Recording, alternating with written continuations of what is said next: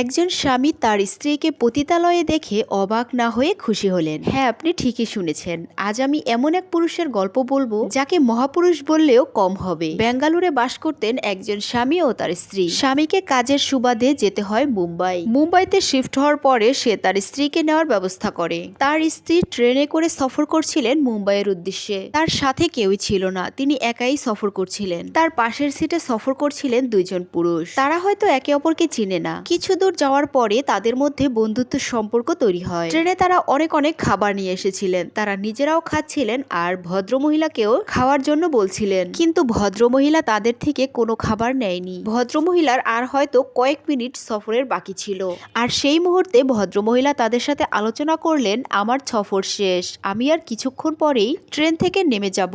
ততক্ষণে তাদের মধ্যে একটা বন্ধুত্বপূর্ণ সম্পর্ক তৈরি হলো।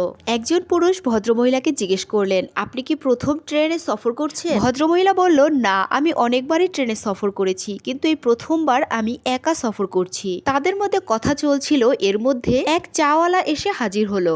লোক দুটো চা খাচ্ছিল এবং ভদ্রমহিলাকেও সাজছিল, কিন্তু তিনি মানা করলেন। তখন একজন পুরুষ বলল, আরে বোন, কোনো সমস্যা নেই, আমরা তো আপনার ভাইয়েরই মতো, এতক্ষণ একসাথে ট্রেনে ছিলাম, এক কাপ চা তো খাওয়াতেই পারি। তাদের কথায় ভদ্রমহিলা চা খাওয়ার জন্য রাজি হলেন, কিন্তু চা খাওয়ার কয়েক সেকেন্ডের মধ্যে ভদ্রমহিলা জ্ঞান হারালেন। তার যখন জ্ঞান ফিরল তখন সে দেখলো সে একটা পতিতালয়ে পৌঁছে গেছে। তখন সে অনেক ভয়ে অনেক কান্নাকাটি করছিল, কিন্তু তার কান্না শোনার মতো সেখানে কেউ ছিল না। তখন পতিতালয়ের বাকি মেয়েরা তাকে বলছিল, দেখো বোন, তুমি যতই কান্নাকাটি করো, তোমার কান্না শোনার মতো এখানে কেউই নেই, তাই তুমি যত কান্নাকাটি কম করবে ততই তোমার জন্য ভালো। তোমার ভালো এতেই হবে যে তুমি তোমার ভাগ্যকে মেনে নাও। পতিতালয়ের নেত্রী তাকে মারধর করায় কিছুদিন পর মহিলাটি রাজি হয়ে যায়। এদিকে তার স্বামী দীর্ঘদিন তাকে খুঁজে না পাওয়ায় পুলিশের কাছে মিসিং ডায়েরি করে। এদিকে তার স্ত্রীকে পতিতালয়ের কাজের জন্য রেডি করা হচ্ছিল। ওই দিন একজন কাস্টমার এলেন এবং কাস্টমারটি ওই মহিলাটিকেই পছন্দ করলেন এবং ওই ভদ্র মহিলাকে ওই লোকটির সাথে একটি ঘরে পাঠালেন। লোকটি ঘরে ঢুকে দরজা আটকানোর সাথে সাথেই ভদ্রমহিলা লোকটির পায়ে পড়ে গেল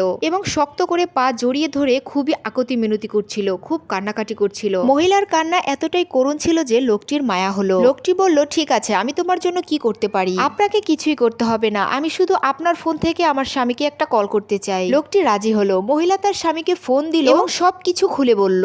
তার স্বামী বলল, তুমি কোনো চিন্তা করো না, আমি কিছু করছি। তখন তার স্বামী ওই লোকটিকে বলল, আপনি ওইখানকার ঠিকানা দিয়ে আমার শেষ উপকারটুকু করলে আমি সারা জীবন কৃতজ্ঞ থাকবো আপনার প্রতি। লোকটি প্রথমে একটু ভয় পেলেও পরে অ্যাড্রেসটা দিয়েই দিল। মহিলাটির স্বামী তখন পুলিশ নিয়ে সেই ঠিকানায় পৌঁছে গেল এবং সে কাস্টমার সেজে ভিতরে ঢুকে একে একে পতিতালয়ের সব মেয়েদের দেখানোর পরেও স্বামী রাজি হচ্ছিল না বলে নেত্রী তখন তার স্ত্রীকেই ডাকলো। তখন লোকটি তার স্ত্রীকে নিয়ে একটি ঘরে ঢুকলো। ভেতরে ঢুকতেই তার স্ত্রী হাউমাউ করে কান্না করে উঠল। স্বামী তার স্ত্রীকে বুকে নিয়ে ভরসা দিয়ে বলল, তুমি কোনো চিন্তা করো না, আমি তোমাকে এই নরক থেকে নিয়ে যেতেই এসেছি। স্যালুট জানাই এই স্বামীকে, যে কিনা এই যুগে এসেও নিজের স্ত্রীকে এতটা ভালোবাসে। বুদ্ধির পরীক্ষা দিয়ে নিজের স্ত্রী সহ আরো অনেক নারীর জীবন বাঁচিয়েছে।